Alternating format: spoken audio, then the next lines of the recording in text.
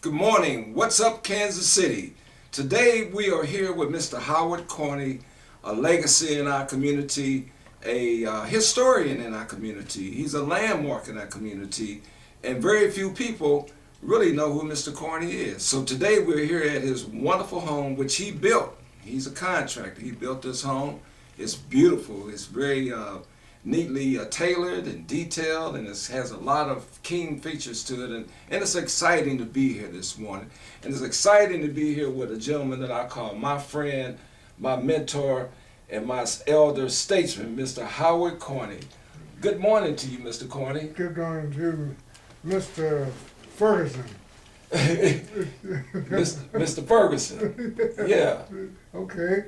It's an honor for you to be here in my home. And the cameraman, I'm 90 years old, so I don't remember his name, but I know Mr. Nelson. Mr. Nelson. You got Jim Watts and Mr. Nelson. Jim Watts and Mr. Nelson. Yeah. Right. Why don't you tell us a little bit about Mr. Corney? Tell us a little bit about your family. Okay. I was born 1923, May the 2nd, 1923, 5410 Chestnut. And back when I was born, Kansas City was very segregated, and that neighborhood where I was born was a small black neighborhood, run from 53rd to 55th Street, from Prospect over to Walden, and we had a little school out there, a Wheatley School. We had our little churches out there. But when we went to, got out of 7th grade and went to high school, we called a streetcar and rode down, either went to Lincoln High School or to R.T. Cole's vocational school. And back when it was segregated like that, a lot of people didn't know that our neighborhood existed out there. A lot of the black people didn't know that. Right, that's right. When we went down to Lincoln, they'd say, "Oh, you live way out there in the country." And I guess it was back when you ride them old streetcars, you know, especially in the wintertime, because they had one heater, I think, and I think it was up there by the man driving the streetcar, and the rest of it, you just was in, you know, well, everything was rough back then, you know. Right. Yeah, but I tell you, I wouldn't trade it for nothing in the world. It was a very good experience. Depression back in the 30s, I guess you fellas heard about it or know about it. But times were really tough, and you couldn't, you know, men, I hate to bring politics into it, but we had a Republican president there that said that pull yourself up by your bootstraps or something similar to that. And there people walk around barefooted, whether, you know, they didn't have no bootstraps, so how are they going to pull themselves up? But anyhow, I remember my mother, on the front porch of the house, the iceman would come by, hauling ice, and he sold other stuff. But she said, "Oh, I wish I had a dime so I could get me a block of that ice. A 25-pound block of ice. He'd come put it in your ice box, and but money was that scarce at that time. Right. 10 cents. 10 cents for a 25-pound block of ice. They'd come put it in your box, but a dime was scarce in hen teeth. I mean, you know, it just didn't have no money. No. So that's one thing that when I did get up and start making any money, I always put a nickel, a dime away. I tried to out of every dollar for a rainy day. If it didn't rain, it didn't spoil. And first thing you know, it built up to something that you'd be surprised. It built up to a few $1,000s, and here would come something along to invest it in where it could make me some money. That's what you have to do if you want to get ahead in life. You can't just, you know, what you make with this. You have to take what you make with this and use this and invest it into something where it can make some money for you while you're sleeping, while you go on vacation, or get making some money for you, besides what you make with this here. Now let me ask you this: how many siblings did you have in your family? In the original family, there was 5 of us boys and 4 girls. Wow. But one of my sisters had died. They had a flu epidemic in the teens and all over, and one of my sisters had died. Another sister was married, so it was it was just 7 of us at the house. Let's put it that way. When my father passed away. Do you have any siblings, brothers and sisters living? I'm the last one of the Corneys. The last one. Last of the Mohegans. Last of the Mohegans. Yeah, no kidding. And it feels kind of lonesome sometimes. I mean, all my first cousins, I got 1 niece left, and all the rest are gone. But I tell you, I've seen some good times, and I've seen some rough times here in Kansas City, Missouri. What I'd like to, of course, you fellas are not young anymore, but I'd like to tell the youngsters, if you're thinking about going in business, or if you're in business, what you want to do is you want to be a man of your word. My mother always told me when I was a kid, she said, being of this color, you don't have much, but if your word, and let your word be your bond. If you tell somebody you're going to do something, do it. And if you can't do it, let them know. Be sure and be a man of your word. Don't, because if you're not dependable, and all you got to do is fail one time, and if you're black. Right. You don't have no 3 or 4 times. Well, Carlos and I passed the test this morning because we showed up on time, didn't we? Well, yeah, it surprised me.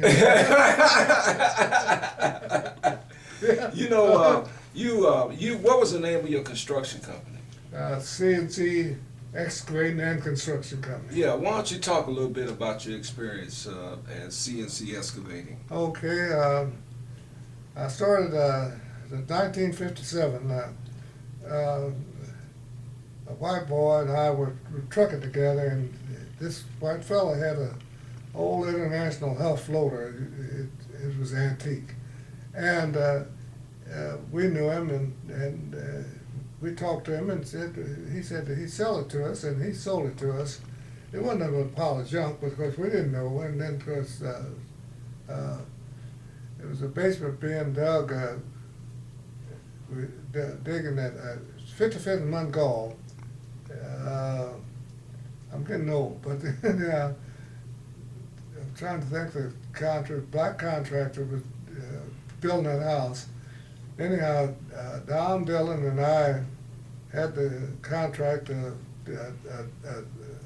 working by the hour for this man, digging that basement. And I lived at 5319 Val Fountain, which wasn't too far from there, but Don lived out in Independence somewhere. And one morning he come over there, and I was out there working on the machine when he got there. And it broke down the whole time, And Don drove up, and he said, "It broke down again?" I said, "Yeah." He said, "Well, I'm not getting out of the truck." I said, "What do you mean? You better come on and give me a hand here." "No," he said, "Howard," he said, "I'm through with it." He said, he could use some profanity about that machine. And I said, "Well, Don, you're not going to leave me." He said, "Yes, I am." He said, "I don't want to desert you, but you tell Wayne, this guy we got the machine from, what he could do with the machine." and then he did. He pulled it all off, and left. I went over, got it together, and I just kept on repairing and working and working. I finally got out on Truman Road, moving some dirt out there just this side of Blue Ridge at Truman Road. Anyhow, this old machine was, I was working, it was pretty hard digging, and lo and behold, this time it broke down. It wasn't no repairing. The main case had split half into the back end of it. There, it was the old. That was a dead piece of machinery. I called Wayne and told him about it, and he said, well, see if they'll take it as a trade for anything. I said, well, the only thing they do is take it for junk, you know. And he said, yeah. And I said, Wayne, I said, I don't want to disappoint you, but it was junk when I bought it from you, and I still owe you so much money, you know, on it. And I don't feel obligated to pay you that money because it's I know I signed the contract or signed some papers that, but I don't. In all honesty, I don't feel like you ought to, you know, to hold me to that. He said, well, Howard, he said, we'll work it out. He said, just go ahead and see if you can get you another machine. And I never forget the guy's name from was Dean Haynes Machinery Company on 31st Street. He come out, I called him, and I had called several of them. He come out and he said, well, yeah, I'll make you a deal. And it was a deal, all right. But I was just glad to get a machine. Anyhow, I went through some rough times, but the main thing, you just have to really want to do something. If you don't want to, if you don't want to do it, don't go into it. If you do have any fears about it at all, leave it alone. Because if you're not determined, it's not going to be unless you're really blessed. Some people are really blessed, you know. But if you're a normal person, you're going to run into all kind of pitfalls. You know, you are. You're going to run into jobs that you think are really going to be a sweetheart, and it's going to be just sour as couple of sour grapes. But the main thing you got to do if you got a job, it's a good job, take advantage of it and work it and make some money on it. Put some of that money, like I tell you about rainy day, put some of that money away. Put as much as you can for a rainy day. And if it don't rain, it won't spoil. And you just, as you go along, and don't forget where you come from. That's the main thing. Don't ever forget, because, you know, I've seen people in my own race and in the white race of people that forgot where they come from, and then they had to go back down that road. That's right. And boy, they caught hell, you know, because they just didn't know how to treat people. Right. Yeah, to always treat the other man like you like to be treated. To give them the benefit of the doubt. Yes, sir. Always, That's right. always, That's always. Right. And if you can go out of your way to do something for a person, you know, go ahead and give them a hand. If you can afford to do it, give them a hand, because you never know when somebody may have to give you a hand. And even if you don't, I used to tell people, they say, well, I sure appreciate it. What kind of do I do in return? I said, well, sometime in life you're going to run into somebody who needs some help, so give them a hand. And then I said, this thing could go into a good thing, because if we keep giving each other hands, that's right. First thing we know, we all on our feet. You know? We got something. Yeah, we got something going. Right. Yeah. That's and right. that's the way God wants it. That's the way no God kidding. wants it. Yeah. Yeah. Yeah, that's the way God wants it. Our That's Father in heaven wants us to share, and He wants us to love one another. That's right. And I'll tell you, some of the brothers I run into, it wasn't too easy to love. I had one brother that I went and I know he was, you know, pretty shaky, but anyhow, he had bad luck, and he had a holding basin for the city of Kansas City, Missouri. And he asked me, he started it, and he said, would you go up there and finish it up? I said, yeah, I'll go up and finish it up for you. And they took his low boy, and anyhow, I won't call his name, but he took all his stuff. And he said, he had one machine out, and he said, would you move my machine around? I said, I'll tell you what I'll do for you. I said, when I get to move my machinery in the morning, then you'll have to wait. And then I had a guy that drove the low boy. I said, so-and-so, he'll haul it. I'll tell him to haul your machines for you. Mm-hmm. Okay, he did that, and then everything went on smooth. It didn't take long to finish that job up north, and waited for the money. And I know the money ought to be paid, so I called him and no, I haven't got that money yet. And I called the city and they said, oh yeah, that's been paid. So he had the contract, you know. I called him. I said, well, the city told me, well, according to, I'll tell you the truth, I got kind of a bind, and you see, I said, well, I didn't think you'd do me like that. I said, I'd be happy to do you a favor, you know, moving your machine around. I said, but since you got in the bind, I said, I'm going to put you in more bind. I'm not going to move your machine around anymore, and I intend to get my money from you, but I said, I know you're in bad shape, so I don't know how I'll get it. Anyhow, people will do you like that. You have to, but that didn't stop me from doing favors. If I could do a favor for somebody, I'd do it, because you run into one bad rotten egg. That don't mean all eggs. Don't mean everybody. All the eggs are bad. That's right. That's right. But if you got faith. Oh yeah. You got faith. You got faith in the next man. Right? Oh yes. Right. Oh yes. Yes. Right. Yes. Right. Right. But anyhow, it wasn't easy. It wasn't a.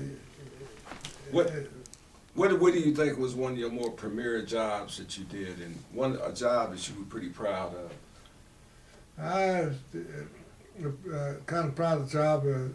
Old ballpark here in Kansas City, Missouri. 22nd in Brooklyn.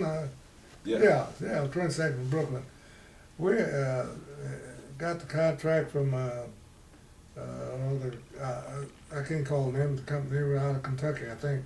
That wrecked the old stadium, you know. Yeah. And they filling that, hauling dirt in there and filling that in. It took around, let's just say with the topsoil and all, around pretty close to 3 million cubic yards of material. Really? You know. Really? And we made a deal with Slyster. What's his name? Skip. Skip. Skip Slyster. Centropolis Quarry. Yeah. Right. And Price, Williford. Price. They were partners, you know. Mm-hmm. To get the dirt from the quarry, and I got so much a yard. I forget what it was. And we hauled that dirt in, and at one time, some days I had like 35 or 40 or 45 trucks hauling. I had trucks come in to hear about the job. It's a big job, and some women come in drive 3 trucks from California. Really? And these guys, you know, saying about the women hauling from Centropolis. It's all up. I-70 there was all uphill, you know. Mm-hmm. And you had to haul 3 loads from 3 buckets from a 977, which is the bucket is 3 cubic yards, but you got it heaping, so it's over 3 yards. Anyhow, so it's over 9 yards, probably 10, 11 yards of material you'd have on that truck. And it was pretty heavy. It wet clay, you know. It wasn't wet, but damp clay. And you had to know how to work. Those trucks you see the guys. I don't know whether you ever driven any of them, but you know it's more one set of gears. Right. Yeah, and you have to know how to work them gears, because if you don't work them right, then first thing you know, you back in grandma and you're just creeping up the hill. Right. You know, yeah. So, but them women, they've been hauling out there in the mountains. They went around them guys like they were standing still. They thought they were really surprised. Okay, you know, Right. went around, don't, you know, said, you're not loading them up as heavy. I said, well, stay over there and watch and see, you know. Right. Sometimes, you know, wasn't loading the women up because, no, it wasn't no favoritism like that. That you know, every truck had to haul. The trucks made so much money, and if you didn't haul so much material, you know, you lose money. You make no money. You go out of business. Right. You know? Yeah. Right. Yeah, that's one of the jobs that. Let me ask you this: we're getting ready to wrap up here. Okay. I want you to leave. I want you to look in that camera, and I want you to tell the young folks out there some great advice. I want you to give them some advice to live by. I Okay. want you to look in that camera right there and give them some advice to live by. Well, Coming from Mr. Corney. this is coming from my heart, and this is very good advice. If you've got a Bible in your home, get your Bible out and read it daily. My wife and I read with the Daily Bread, a little pamphlet we get through the mail, and we start in January, and in December we've read the Bible all the way through, and we've done this for several